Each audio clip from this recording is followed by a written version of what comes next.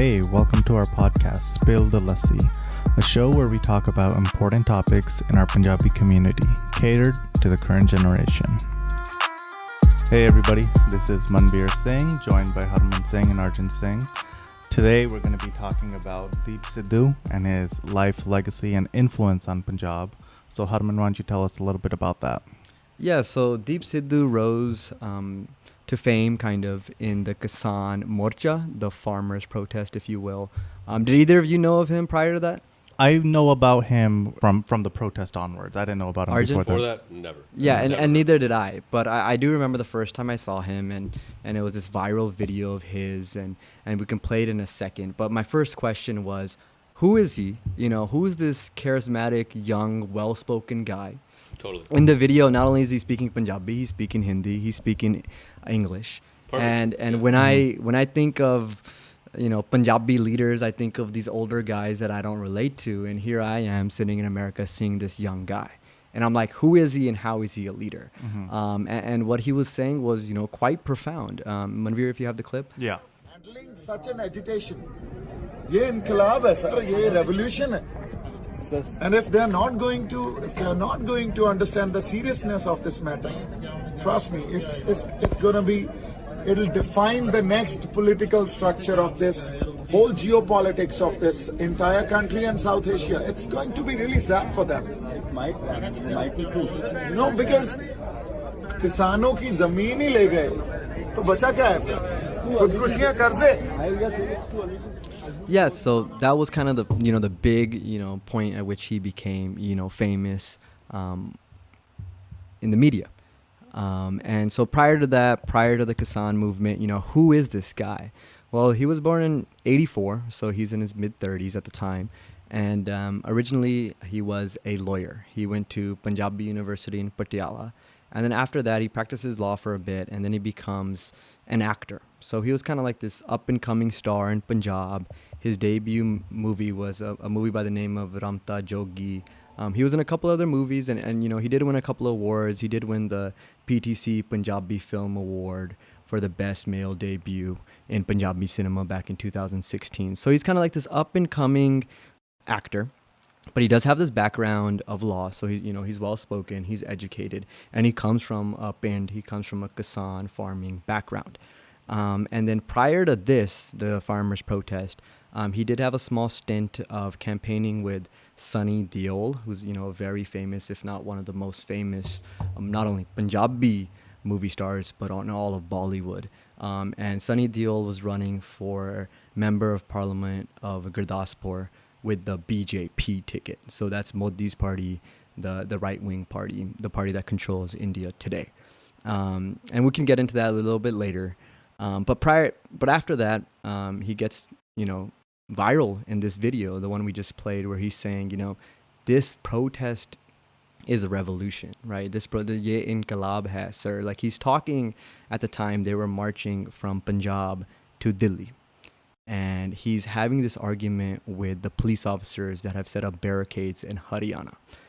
And so now we're getting into the farmers' protest, right? What was the farmers' protest? So to take a step back, essentially from pretty much the beginning and the creation of India, from the late 50s to 60s, there have been a minimum support price for farmers, meaning that when farmers plant their crops, they know exactly how much money they will receive for the amount of crops they have. That is the minimum price they're going to get.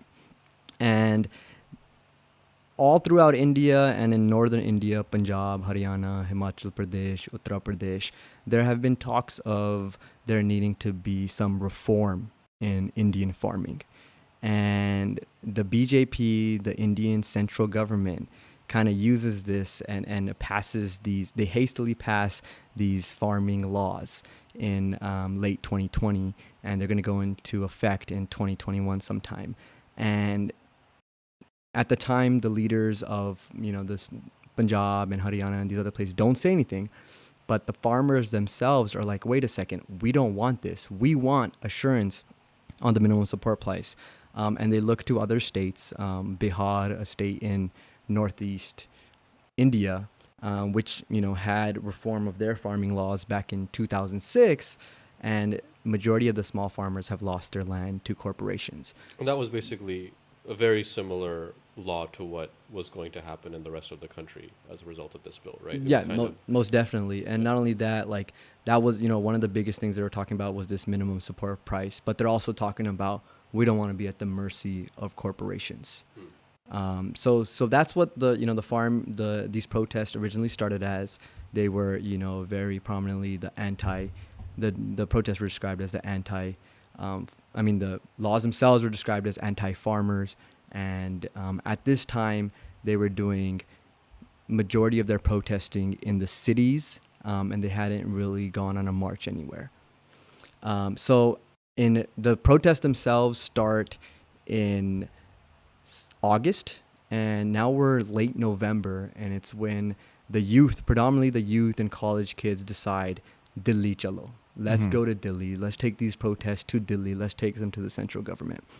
And that's when this takes place. That's when Deep Sidhu kind of, gets into the limelight, and we see this. This is happening as he's marching through Haryana, and a really big thing that us here in the West and many people were looking at is what is going to happen. We knew that the vast majority of Punjab was supporting the farmers in this farmers protest, but majority of the media at this time had not gone towards the farmers. And we weren't entirely sure what's going to happen as the Punjabis march through Haryana. Especially since I think Haryana is like a pretty heavy BJP area, right? And obviously these laws are passed by a BJP government. Yeah. So these questions are, we're wondering what's going to happen. And what happens is Haryana, for the most part, joins the protest. And there was this really big sense of camaraderie, brotherhood. These are our fellow farmers from another state standing with us in this fight that we're taking to the central government. And that's when I first learned of Deep Sidhu. You guys saw that video when it went viral too. 100%. Yeah, and then right then and there, I'm home for Thanksgiving break, and my dad's watching TV, and comes on this show, Mojo with Barka Dutt, and she has Deep Sidhu on there. And he's actually wearing the same attire he had in that viral video from the night before. He has, a white bug on, and he's actually sitting in the back of a car. And she gets him on there, and she kind of asks, her first question to him is like, who are you? And how do you speak English? It's almost this condescending question, Completely. And, and he kind of, he doesn't take it negatively. He says that, many of us farmers are educated. It shouldn't be surprising for in this day and age for a farmer to be speaking English, right? We come from very diverse backgrounds. And, if you look at India as a whole, vast majority of them are, come from farming backgrounds, and then, the next question is a question of violence. You do see these farmers breaking down barricades. And Deep Sidhu, talks about how it's not the farmers or these protesters that are perpetuating any violence. Any violence that you've seen is from the state side. It is, he even goes on to label it as state terrorism. It's the police with their water cannons, mowing down protesters and things like that. Right. And then, we're watching this, and this interview actually happens in English, and we can post a link in the podcast. But if at the time when it was posted on YouTube, and it's still up today, it was titled, Deep Sidhu was the viral voice of the Punjab, of the farmers' protest until he said this. So just to keep in mind, that's the foresight that this channel is giving us. They're saying, hey, he's the viral voice until this moment today. And that's what I'm about to talk about, because the conversation then changes to Pindranle.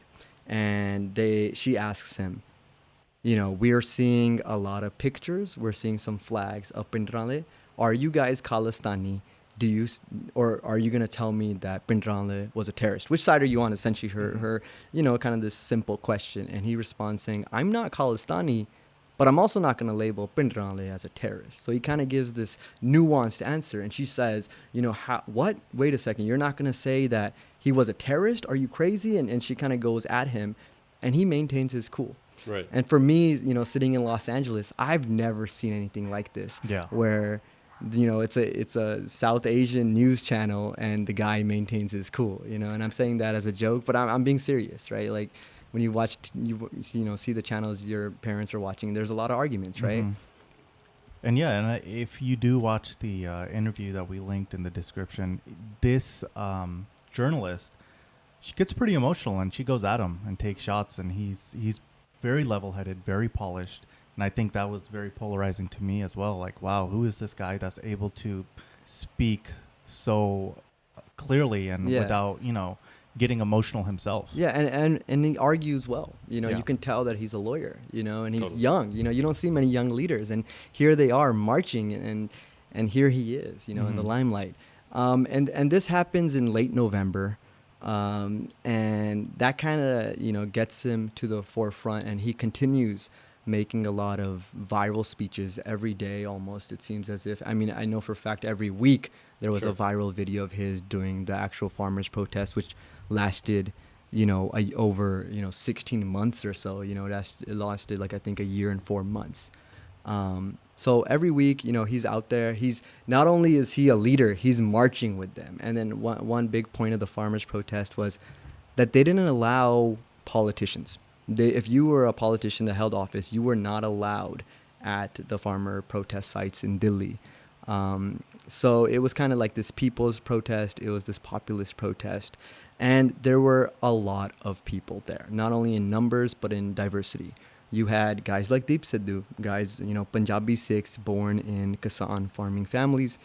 But you also had, the Kisan Union leaders, which were, kind of more on the socialistic side, a little bit more socialism. You had a lot of prominent Sikh groups. You had Nihang Singhs.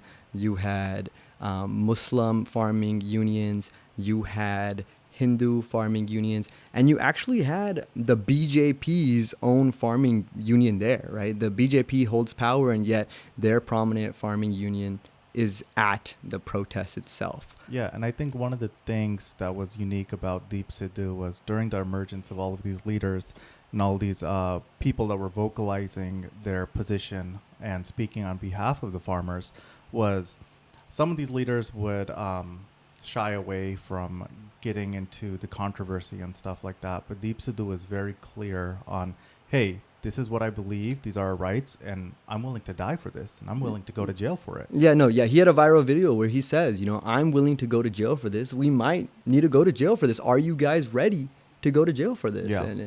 And not only are was he very charismatic, he knew what he was talking about. And he even said at times, I'm about to go into detail about these laws, and I'm going to explain to you why they hurt us. And he did that, right? And just remembering it, like, I'm getting chills right now, but the amount of morale that he boosted for people, especially that was at the morcha or at the protest itself, but even abroad, like, you would see some of these speeches that he would give in these viral videos, and you would just get so motivated to be like, wow, like, this, we appreciate this guy because he's speaking for us on behalf of farmers and letting us know that, hey, we're not going to lie down, and we are willing to go all the way. And that's exactly what he did. Yeah, and another big thing was that this wasn't a Sikh-only protest, but it was predominantly Punjabi Sikh led. Mm-hmm. And another thing that was brought up, and there were many Punjabi songs. I would say almost every prominent Punjabi artist came out with a song in support of, and many artists from Haryana came out with songs in support of this. But there was also a parallel that goes back to the British time. I think literally about 100 years ago, there was actually the same number, 3 farm laws that the British imposed. And at that time, to give a little background, a lot of the area had, tall trees, and the farmers were told, hey, if you guys go in here, cut down these trees, cultivate this land, and farm on it, it's your land. Well, so many people left their ancestral barns and they went out west. And that's actually why a lot of Punjabi Sikhs were on the west side during the partition. Actually, they were going back. Like, I don't know if you know, like, Bhagat Singh, the revolutionary himself, was born in modern day Pakistan. But when they celebrate him, they go to his ancestral pind in Punjab, right? In East Punjab. In East Punjab, wow, right? I didn't know that. So, and the reasoning behind that is he himself was born in Pakistan, but his ancestral pind is in East Punjab. My family, myself, both on my mom's side and my dad's side, my grandparents were all born in West Punjab, but they came to East Punjab back to their ancestral pinds. But getting back on that, During the British time, same thing happened. The British promised them the land, and they were told they're going to lose the land. So what ends up happening is it's actually a prominent leader by the name of Ajit Singh Sandhu, Bhagat Singh, Shahid Bhagat Singh, the revolutionary's actual uncle, who is the leader of this movement, which is labeled Pagdi Sambhal Jatta. And that title of the movement was given by a Muslim editor of a prominent newspaper. Mm-hmm. And he was kind of telling them, Pagdi, which means your turban, Sambal, which means to take care of, and Jatta, which at the time they translated it to peasant or farmer. They were saying, you guys, you farmers, take care of what is yours, and that movement was actually more violent. There was more violence on both sides, and they fought for it, and they ended up winning. So those parallels are here, and that was one big thing in a lot of the Punjabi songs that were coming out. Like, hey, this isn't the first time we've gone to Delhi. We've done this many times before. And then that kind of gives us a good segue into what happened at the Red Fort. So on January 26th, which is the Republic Day of India, it's the day that celebrates the signing of the Constitution of India. It's a holiday in India. The farmers had decided to take their protest to the Red Fort. The Red Fort is historically, it's where the Mughals, when they had control over India, ruled from, right? And there's been many battles there. And today, for all intents and purposes, it's a museum, right? You can go there and take a tour. However, Nehru, and back in the 40s, he gave a very prominent speech there. And for every year, the Prime Minister of India does go there and does give a speech. So there is a lot of historical significance, but it is not a government building, right? So the farmers decide, we're going to go to the Red Fort. And they also decide that they're going to protest, and they do a dress rehearsal, actually. Well, the day comes, and it's labeled as a riot by the Indian media. Mm-hmm. It does get quote unquote violent, and Deep Sidhu is kind of caught up in the middle of all of it. And I don't know if you guys heard about what happened with the Nishan Saab. Did you guys hear about that? I know that there was a lot of controversy about it. There's a huge backlash. It was an interesting situation. Maybe you can expound a little bit more on some of the, in a second, the kind of division maybe that occurred between some of the groups and the unions in this context. But I know with regard to the Nishan Sahib being raised specifically, there was a lot of media. So I guess we can start with, there's a flagpole kind of, I guess you could say, just outside of the Red Fort itself, that was empty. And a group of protesters became kind of impassioned and raised a Nishan Sahib on that flagpole. And this was kind of criticized by both the Indian media, kind of, labeling them as, maybe separatists or Khalistanis or something. And even by, from what I remember, the Kisan unions, some of the sort of more comrade and Naxali, oriented groups, as kind of, you're distracting from the situation, which is these farm laws, and making this into a Sikh issue when it's not a Sikh issue. It's bigger than that, right? The issue I have with that narrative is a few things. One, there's kind of a misconception that a Triranga, an Indian flag, was taken down from that pole. That was one mistruth. It was actually an empty pole where a Nishan Sahib was raised. The second thing is, it was not the flag at the top of the Red Fort. It was a flagpole kind of in front of it that was not at the highest level. There was still an Indian flag that was waving at the top of the Red Fort. Yeah. And then actually, if you look at a zoomed out picture of the famous picture of the guy on the pole, attaching the Nishan Sahib to it, there's another guy in his same group who's on the floor, who's, kind of looking up at him and helping him, who has an Indian flag in his hand, right? So even people in this group are waving the Indian flag. And so there was really kind of a lot of misguided narratives around this situation. Yeah, after this event, the Indian media, central media, just had a field day to kind of create this narration for the rest of the country that these are a group of separatists, and this protest that they're having isn't what it truly is about, right. And it's just them trying to, Yeah. make whatever because of the flag that they put up, the Nishan Sahib. The Sikh flag. Yeah. And another big point was that, the date this happened. So this happens January 26, 2021.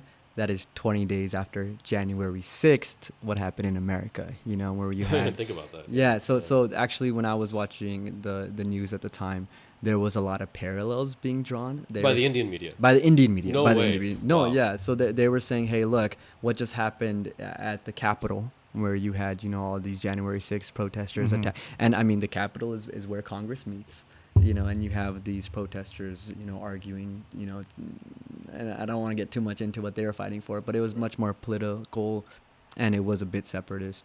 I mean, not separatist, but they were fighting specifically to change the the politicians in power. Whereas here you have these farmers, and they're going to the Red Fort, which is a very prominent and historical fortress of greater South Asia, but within the Indian context is not much more than it's a museum / where they give prominent speeches. Symbolic kind It's of very place. symbolic. Yeah, that's a good way to put it. So those are drawn there. So how does this relate to Deep Sidhu? Well, they arrest him. They start blaming him, and they saying that he was the one that incited the violence that day, and he himself pleads innocence. He pleads innocence and says that he was just exercising his right to protest. He was peacefully protesting, and that he was just a quote unquote popular face present at the wrong place at the wrong time. So he's arrested and he goes to jail, and then when he's released, it's a really big deal. Also, there's a very famous viral video of him getting out of jail, and there, it's actually Manvir Singh Sirsa, the leader of the Delhi Shomri Prandak Gurdwara committee at the time, who's tying the star on him. And they're asking him, what are you going to do next? And he's like, I just got out of jail. I still need to figure out what's going on, So that was a really big part of his story. Not only was he at the beginning, but when this Red Fort incident happens, he was the one that was kind of painted as the leader. And after this happens, there's quite a few Kisan groups, Kisan unions, farmer unions, that leave the formal protest, saying that, we are Indian, and what happened at the Red Fort was, against our nationalistic view. Wow. Yeah. And another big thing was that the Indian media was then trying to paint these guys as violent, saying, why are they wearing swords? If this is a peaceful protest, why are they wearing swords? Well, wearing a kirpan is part of being, a Khalsa initiated Sikh, and so they're kind of playing the political card on that also. And this happens, in January, and the protest, the farmers' protest itself doesn't end until December 11th, 2021. So we have a good 11 months there since this point happens. So it was kind of early on that this happened, but from then, after he gets released from jail, he continues being a very prominent voice. And there was a couple other guys that got arrested. Shri Brar, I think that's the singer's name. Yeah. He released that very famous Kisan song, The Kisan anthem. Yeah. Kisan anthem, and he's locked up too for a while, and he gets released, and it's a very big point. And in that song, he actually went out of his way to get somebody that from Haryana, not singing in Punjabi, to be part of his Kisan anthem song. So that's kind of how Deep Sidhu kind of went from being the most prominent face at the beginning, and then he's also a very prominent face at probably the most controversial moment in the whole protest itself. And I think a lot of us, especially here in America, we really related to this guy. Here's this young man, and he's speaking his heart out, and he seems genuine. He's not fighting for any political, personal gain. He's fighting for the average person. Yeah, it was a very selfless thing to do. Yeah. I think just putting himself on that platform where, like you said, being out here abroad, we related a lot to him because he was so polished and spoke so well, and it really gave us an understanding of what's going on and why we're fighting for this. Yeah, and another thing to take into consideration is the fact that he was an actor, at least an up-and-coming actor, and he was willing to sacrifice his career. Yeah. For those of us here in the West, it's not like Hollywood. Hollywood very openly critiques the president all the time. Right. Right? Hollywood is very vocal. In India, the majority of Bollywood and the majority of artists, they tend to toe the political line, whatever it is. 100%, I don't know. 100%. They tend to, if it's Congress in power, if it's BJP in power, in Punjab, if it's Shromi Akali Dal in power, whoever's in power, they're kissing up to them. That's always been the case. You see so many of these very mainstream Bollywood actors Yeah. in not directly, but saying things along the lines to support whatever the central government narration is. And even prominent, Akshay Kumar, a prominent Punjabi actor, was towing the BJP line, even though, he's from Amritsar himself, and the vast majority of Punjabis were part of the protest. So that was a really big thing too. Here's this young guy who's willing to put his career on the line. Very promising future, yeah. Yeah, a lot of us related to that, and it was really, great to see somebody fight for the average guy and do that. And one of the other things is he was consistently from beginning to end very active in the Kisan Morcha and the Kisan protest, where a lot of actors, they actors and singers they were pretty active, but they kind of came for a little bit and they left, and they kind of he was living there. He's living in the streets of Delhi, or the freeways outside Delhi. And that's amazing. So every week I would say he probably had a viral video or so. And at the end, when the farmers' protest ends and the farmers win and the BJP kind of turns back and their position, he actually started campaigning for a guy by the name of Simranjit Singh Mann. So Mann Saab is a pretty prominent / controversial figure in Punjab. He's been prominent for quite a while. He also comes from a very prominent family historically in Punjab. And he is one of the few that has openly been fighting for Khalistan. Mm-hmm. And he claims, or he says, he's, the Sikh leader, and he's fighting for all Sikhs. So here we have Deep Sidhu, who himself is not an Amritari Sikh. He's actually a Monna. He has cut hair. But he's campaigning for Simranjit Singh Mann, who at the time was running for an MLA position, a member of the Legislative Assembly, kind of analogous to being a state senator in California. So he's fighting to be a member of the state parliament or Legislative Assembly of Punjab. And there's a very famous video of Deep Sidhu, days before he passes away. In one hand, he's holding a sword, and the other hand, he's holding a broom. And that symbolizes, are you going to fight with Simranjit Singh Mann, or are you going to vote for Aam Aadmi Party, whose symbol is the broom? Which side are you going to choose? And unfortunately, a few days later, Deep Sidhu he died in a road accident on February 15th, 2022. And he was 27. He at the time was on his way to Punjab. The accident itself happened in Haryana.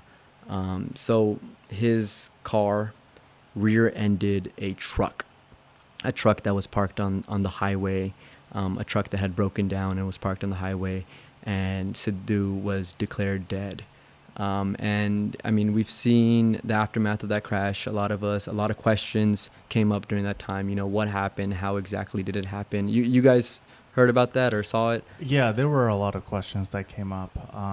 It was just very unfortunate. The way he went out was just this prominent speaker for just us being Punjabis and the next generation of Punjabis, somebody we could relate to. A lot of the youth did follow him, so him dying in such a tragic way. It was very sudden, he was this up-and-coming rising star, and I think most of us, at least huge here, following. were, looking from afar, hoping, he one day, entered politics, because he did seem genuine, and he was charismatic, and he was smart, and he was well-spoken. But one thing that we gotta, take into consideration is this accident happened in India. When an accident happens here in California, the police are on site right away. You can call 911 and they're there. Sidhu's accident happened at night, and the police wasn't able to get on site right away. And another thing, and I do know there's some conspiracy theories out there that he was killed for what he was doing and what he was saying, and the fact that he was fighting with Mann Saab. But I mean, just anecdotally, and this isn't indicative of everything that happens. But I personally know of a similar situation where I have a distant relative that also died in a car accident on a freeway in India, where a car had broken down and was parked in the middle of a highway. Now, I'm not saying that answers this question or is that simple. I'm just saying that that's not unheard of there. Mm-hmm. And it's also not unheard of a crime scene or accident scene having a lot of the surrounding citizens and people get there before the police. Yeah, I think just us being, with the history that we have in India and in Punjab, being Punjabis, we do have our antenna up when it comes to situations like this. And it's important to not be a conspiracy theorist, but it's also important to, recognize when some of these convenient ways that these influential speakers, unfortunately meet their demise. Yeah. And so after that, Simranjit Singh Mann actually lost the election for the MLA seat that he was fighting for. But a few months later, he again runs and wins a seat as a member of parliament. So he's actually currently a member of parliament of the India's government. But as far as Deep Sidhu goes, his legacy is going to be, well known and great amongst us. He was a very charismatic guy. Many Punjabi prominent figures, singers, actors, shared their thoughts on him. And will be continuing to fight for what he was fighting for, which honestly was a better Punjab and a better life for farmers. Yeah, and I definitely know that everybody that's in our generation that was pretty involved with keeping up with everything that happened in the farmers' protests will continue to remember Deep Sidhu and all of his contributions. And just important to recognize his contribution to us as Punjabis. So yeah, thank you for joining in and tuning in on this episode and talking about the life and legacy on Deep Sidhu. And we hope you tune in for the next one. Thank you so much, Herman. Arjun.